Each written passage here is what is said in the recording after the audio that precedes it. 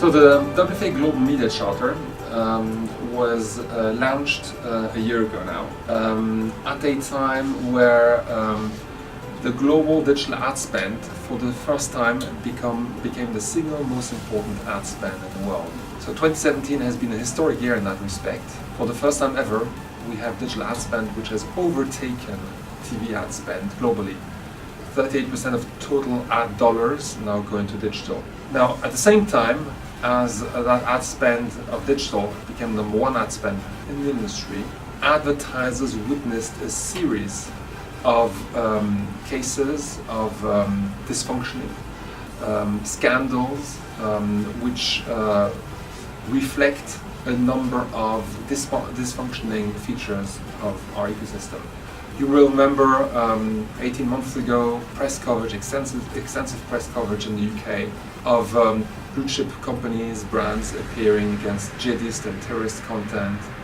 You probably have heard of the ANA transparency research into remuneration practices, untransparent remuneration practices in the ecosystem. You have certainly also heard of the spectacularly increasing number of people who decide to use ad blockers in order to be protecting themselves from commercial communication. So we've been seeing a number of evolutions which are symptoms that the ecosystem as it has evolved is not sustainable from a brand owner's perspective. So the WFA has brought together a key group of WFA members representing associations of the 10 largest ad markets in the world. So US, China, UK, Brazil, Italy, France, etc. As well as 10 of the largest brand owners in terms of budget around in the world in order to be drafting the Global Media Charter.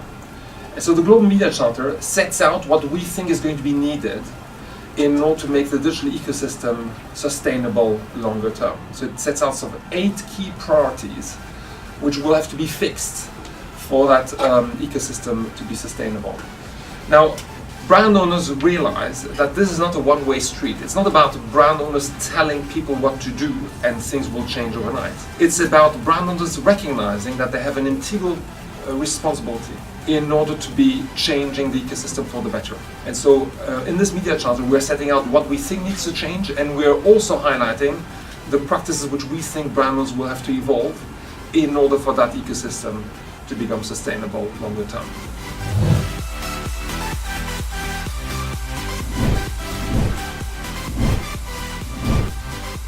So the first plank in our media charter is about ad fraud. We want zero tolerance for ad fraud. Ad fraud in the current digital ecosystem has reached proportions which are truly worrying. We estimate that if ad fraud continues to rise at the pace at which it has risen in recent years, in 2025 it will become the second largest income source for criminal organizations after drug trafficking. So this is hugely worrying. We estimate that digital ad fraud represents anything between 10 and 30% of digital ad spend, and probably closer to the higher bracket. Today in the ecosystem, the remuneration practices are such that legitimate intermediaries in the ecosystem equally benefit from fraudulent impressions. We want this to be stopping. We want to be removing any incentive for intermediaries benefiting from fraudulent impressions, and therefore we are calling on brand owners to be demanding that fraudulent impressions are reimbursed. All the fees which are made on fraudulent impressions are reimbursed.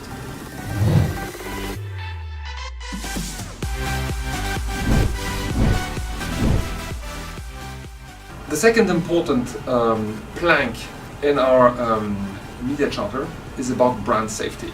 The integrity and the reputation of a brand is the single most valuable asset of any brand owner. We have seen cases over the last 18 months of brands which are being served in content which is totally inappropriate for those brands. Many of you will have seen reports on blue chip companies' brands appearing in jihadist or terrorist content. There have been other cases where reputable brands appeared in violent content. in pornographic content and more generally content which is inappropriate to the brand. That is simply unacceptable and totally unsustainable going forward. The brand safety issue has escalated the challenges of the digital ecosystem up to the CEO agenda, and CEOs will not tolerate those brand safety issues going forward.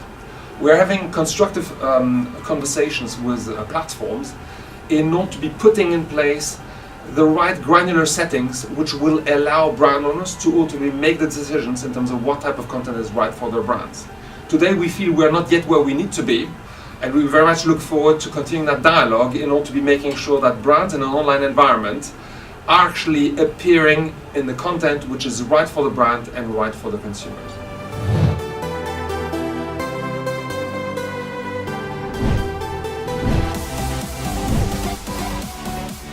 Another important plank is viewability thresholds. Research indicates that on the basis of a very minimalistic viewability threshold of 50:1. 50:1 means 50 pixels in view for 1 second, and that is seen to be one impression. So on the basis of such a minimalistic standard, it is calculated that on average only 50% of impressions are actually viewable in major ad markets.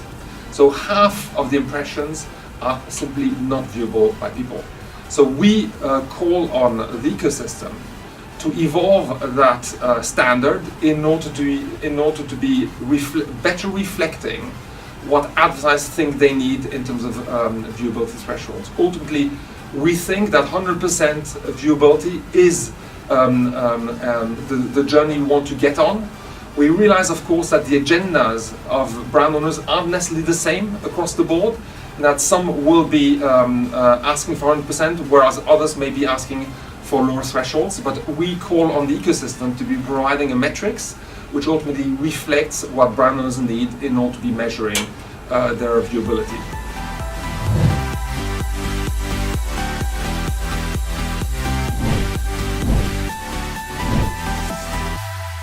The fourth plank is transparency. There is a pretty shocking waterfall chart, as we call it, which summarizes in one graph the structure of the economic flow within the digital ecosystem. So for $100 spent by the brand owner, according to that waterfall chart, which we published 3 years ago, $40, so only 40% of the initial amount ends up with publishers, and we think that is still a pretty optimistic assumption. In between, there are a number of intermediaries which actually make money for the services they deliver. We call that the ad tech tax, and that makes the digital ecosystem today a very inefficient system.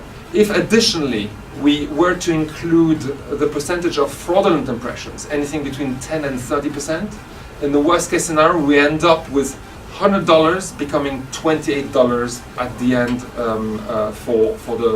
in terms of visible to the consumer. We think that ecosystem today is an ecosystem which is not transparent enough, where brand owners simply don't have enough of visibility in terms of which intermediaries are being remunerated for what type of action.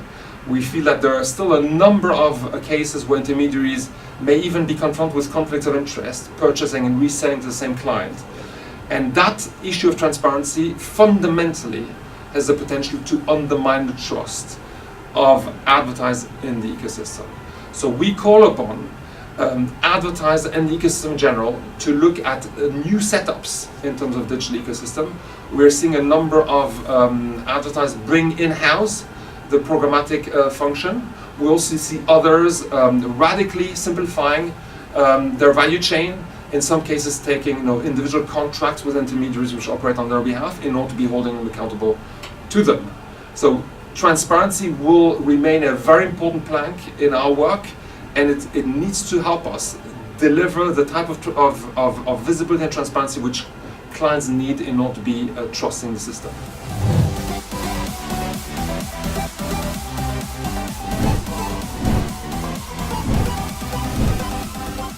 Yeah, the fifth plank is about third-party verification, Given the amounts which are at stake when it comes to digital, it is simply not sustainable anymore to be relying on data which isn't verified by third parties. Clients demand accountability, and they demand third-party verification in order to ascertain that the data which they're receiving about the performance of their ad spend is solid and can create the levels of trust needed in the company in order to be taking advertising decisions going forward.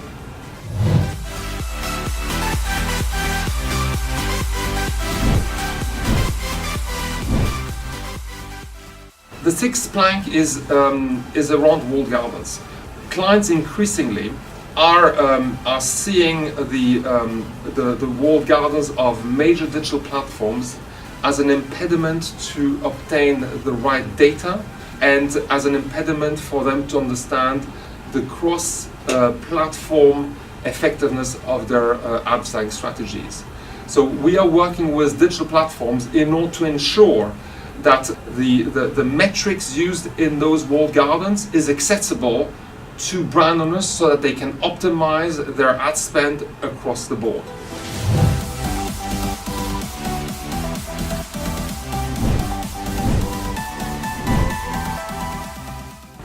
The seventh plank is around the consumer online ad experience. We are seeing a number of consumers adopting ad block filters all around the world with spectacular increases year on year. We're seeing certain demographics which become actually difficult to reach online, with penetration rates of over 50% among young male audiences, and that is clearly a symptom of an online ad experience which doesn't meet the expectations of people. The Coalition for Better Ads is a global coalition which is defining those ad formats which need to be get rid of in order to make the online ad experience for people better. So WFA is calling in its media charter on the ecosystem partners and advertisers in general to be applying the standards which the Coalition for Better Ads has set globally, in order to only use those ad formats which are seen to be meeting people's expectations, and drop those which we know are annoying to people. That is a very important step in making sure that the online ecosystem becomes a more sustainable ecosystem.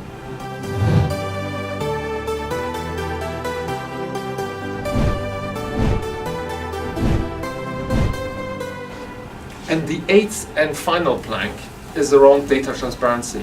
We know that many people are expressing concerns and at times unease with the way data is being collected, which they don't fully understand and aren't properly consenting to. The GDPR legislation in Europe, which is now being emulated among many countries around the world, sets out that for brands to be collecting data, they need people's consent, and we think it's the right thing to do. We think it is ultimately hiring the bar.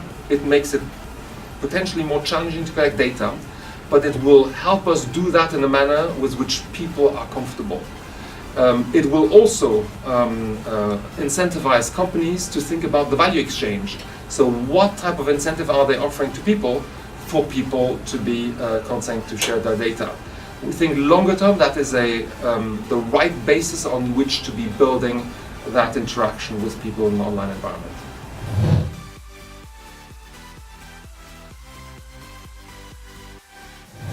So the Media Charter was launched in June 2018 in Cannes, and it has been very well received across the ecosystem among brand owners, but interestingly also with agency partners and platforms, because it probably captures the sort of important challenges which we collectively need to be addressing. I think our partners have also understood that we see a collective responsibility, including from brand owners, to be addressing those challenges. the sort of first important result we can see is I think this media charter has helped raise awareness and understanding among brand owners about the importance to be owning the agenda in order to be reshaping the ecosystem. You know? I think brand owners are now committed to take back control of the ecosystem. The media charter per se sets out a framework, and it's going to be a journey. The issues which we're describing are not issues which can be solved overnight. However, they clearly identify where we think the journey needs to be heading, and they invite actions by different stakeholders in order to be helping us do that. And this is where we think national associations like ANDAPeru have a very important role to play now. So we certainly invite ANDAPeru and other national associations all around the world to be looking at how we can bring to life some of those challenges, how we can solve them locally, for us to be able to pick those experiments and those local actions and give them scale when they deliver. Okay? So if you want, the Global Media Charter is a strategic framework which encourages action at the local level and at the company level, and we will be picking those actions, those initiatives which we think deliver best in order to be scaling it globally. Yeah? So I'm probably today more optimistic than I was 18 months ago, because I think at least we understand what the agenda is, and I can see energy and momentum to help address it. But the jury is still out, and we still have a lot of work in front of us in order to be achieving what we set out to do.